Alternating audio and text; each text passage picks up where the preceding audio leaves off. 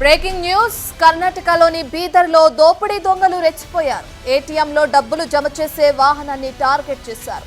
దొంగతనానికి ATM security సిబ్బంది అడ్డురావడంతో వారిపై కాల్పులు జరిపారు. ఈ కాల్పుల్లో సెక్యూరిటీ సిబ్బంది మృతి చెందాడు. మరో ఇద్దరికి తీవ్రంగా బుల్లెట్ గాయాలయ్యాయి. కాల్పులు జరిపిన దుండగులు నగదు పెట్టెతో పరారయ్యారు. అయితే 93 లక్షల రూపాయల నగదు ఎత్తుకెళ్లినట్లు సమాచారం. సీసీ ఫుటేజ్ ఆధారంగా నిందితుల కోసం గాలిస్తున్నారు పోలీసులు.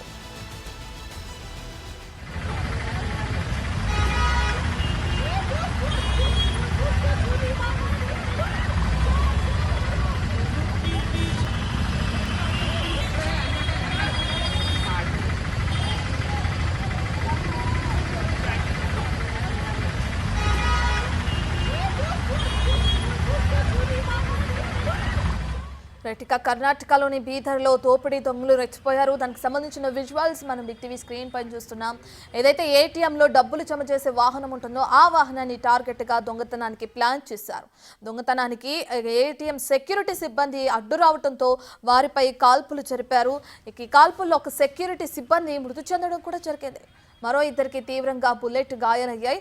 కాల్పులు జరిపిన దుండగులు ఏదైతే నగదు ఉంటుందో ఆ నగదు పెట్టెతో అక్కడి నుంచి పరారయ్యారు. దానికి సంబంధించిన విజువల్స్ కూడా మనం బిగ్ టీవీ స్క్రీన్ పై చూస్తున్నాం.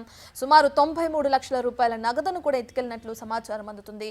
అయితే ఆ పరిసరాలలోని సీసీటీవీ ఫుటేజ్ ఆధారంగా నిందితుల కోసం పోలీసులు గాలిస్తున్నారు. దీనికి సంబంధించి పోలీసులు ఇప్పటికే కేసు నమోదు చేసుకున్నారు.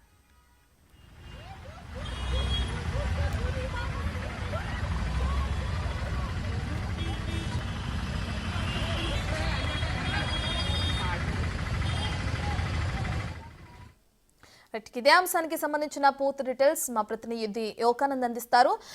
యోగానంద్, కర్ణాటకలోని బీదర్లో దోపిడీ దొంగలు చేసిన బీభత్సాన్ని మనం చూస్తున్నాం. సంబంధించిన డీటెయిల్స్ ఏ విధంగా ఉన్నాయి? పట్టపగలే ఆ విధంగా కొంతమంది పైన కాల్పులు జరిపి మరీ దొంగతనం చేశారంటే ఎప్పటి నుంచో దీనికి పన్నాగం పండుతున్నట్టు కూడా అర్థమవుతుంది. డీటెయిల్స్ ఏ విధంగా ఉన్నాయి యోగానంద్? కర్ణాటక రాష్ట్రం బీదర్ జిల్లాలో దారుణం చోటు చేస్తుంది. ఎస్బీఐ బ్యాంక్ మెయిన్ బ్రాంచ్ ఏదైతే కలెక్టర్ ఆఫీస్ పక్కనే ఉన్న బీదర్ జిల్లాలో కలెక్టర్ ఆఫీస్ పక్కనే ఉన్న ఎస్బీఐ మెయిన్ బ్రాంచ్ ని దొంగలు టార్గెట్ గా చేసుకుని ఏకంగా సెక్యూరిటీ గార్డుపై కాల్పులు జరిపి ఒక మృతి కారణంగా మరో ఇద్దరి పరిస్థితి కూడా తీవ్రంగా ఉందని తెలుస్తోంది.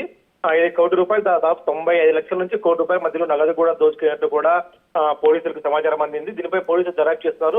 ముఖ్యంగా బీదర్ పట్టణం అంతా కూడా పూర్తిగా నాకాబందీ పెట్టి వెహికల్ చెకింగ్ కూడా చేస్తామని తెలుస్తుంది. అయితే ఇందులో ఎంతమంది కేవలం సీసీ కెమెరాలు జరుగుతున్నప్పటికీ ఎంతమంది ఎవరైనా రెక్కీ నిర్వహించినప్పుడు ఎవరున్నా అన్నది కూడా పోలీసులు దర్యాప్తు చేస్తున్నారు. ఎందుకంటే రెక్కీ నిర్వహించకుండా ఏకంగా దొంగతనం చేయడం సాధ్యం కాదు కాబట్టి ఇందులో ఇంటి దొంగల పని కూడా ఉండే అవకాశం ఉందంటే కూడా పోలీసులు అనుమానిస్తున్నారు. ఇందులో మేనేజర్ నుంచి కంప్లైంట్ తీసుకొని నగదు కానీ లేదా సెక్యూరిటీ గార్డు చనిపోవడం, ఇద్దరికి గాయపడడం అనే కేసులు నమోదు చేసుకుని దర్యాప్తు చేస్తున్నారు. ఇందులో సీసీ ఫుటేజ్ కూడా కీలకంగా చెప్పొచ్చు. సీసీ ఫుటేజ్ ముఖ్యంగా ఇద్దరు పూర్తిగా పుట్టిసారా దుండగులు వచ్చి వారిపై కాల్పులు జరిపే ఒక సెక్యూరిటీ గార్డ్ అక్కడ చనిపోయారు. మరి ఇద్దరు తీవ్రంగా గాయపడి మన హాస్పిటల్ చికిత్స అందిస్తున్నారు. అయితే వీరందరినీ కూడా అతన్ని చంపేసి ఆ నగదు కూడా దోచుకెళ్ళడం సంచలనంగా చెప్పొచ్చు. యోగానంద్, ఒక వ్యక్తి మృతి చెందాడు అంటే గతంలో కూడా ఈ విధంగా దొంగతనానికి ఎవరైనా పాల్పడ్డారా? అక్కడ ఏటీఎం కి సంబంధించి ఇదే మొదటిసారా? దానికి సంబంధించిన డీటెయిల్స్ అంటే ఇది పూర్తిగా కూడా రెక్కి నిర్వహించకుండా ఇలాంటి ఆపరేషన్స్ కానీ దొంగతనం కూడా చేయడం సాధ్యం కాదు కాబట్టి ఇందులో ఇంటి దొంగల పని కూడా పాత్ర కూడా ఉండే అవకాశం ఉందంటూ కూడా పోలీసులు అనుమానిస్తున్నారు.